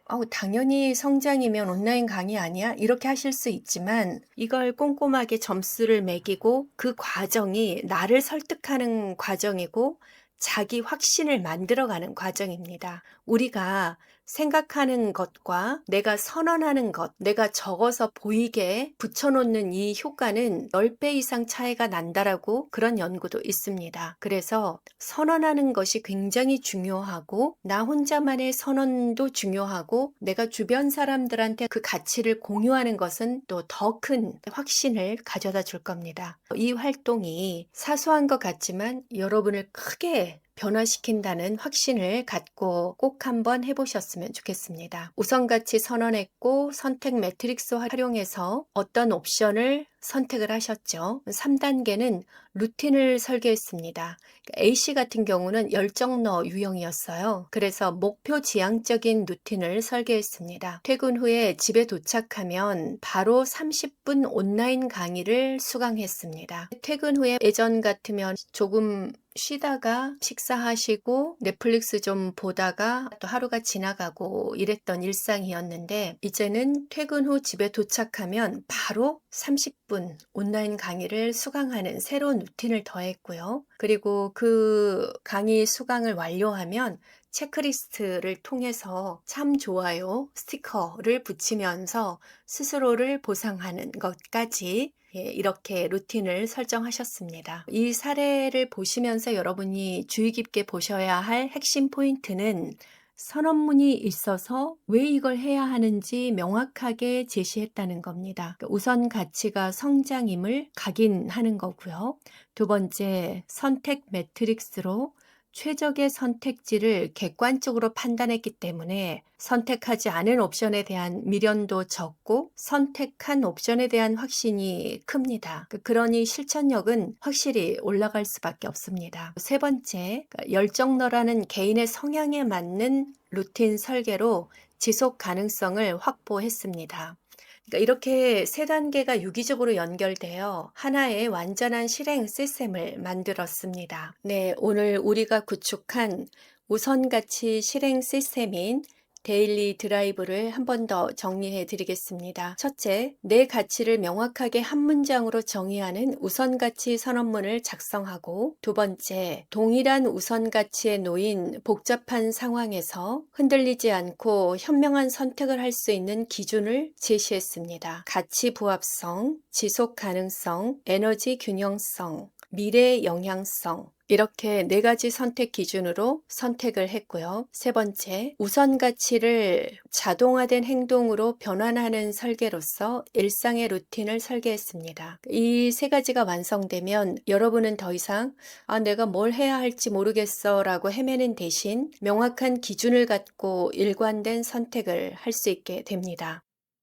지금까지 나다움을 설계하는 긴 여정을 함께 하셨습니다. 여러분의 욕구에 관심을 더 갖고 또 나를 흔드는 세상의 잡음을 걸러내는 작업을 하다 보면 자연스럽게 여러분에게 에너지가 차오르는 것을 느끼게 되실 겁니다. 그리고 그 에너지의 선순환을 만들어 나의 우선 가치를 선언하고 그 우선 가치를 바탕으로 일상의 루틴을 설계해서 삶을 하나하나 채워가시길 바랍니다.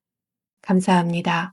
여러분의 선택은 여러분만의 이야기를 만듭니다. 나다운 삶을 디자인하세요.